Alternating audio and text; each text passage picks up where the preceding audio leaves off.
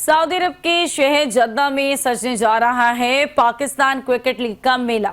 Tournament का इफ्तिताई match 10 जुलाई को Pakistan journalist 11 और पाकिस्तान कॉन्सुलेट जद्दा की टीमों के माबैन होगा।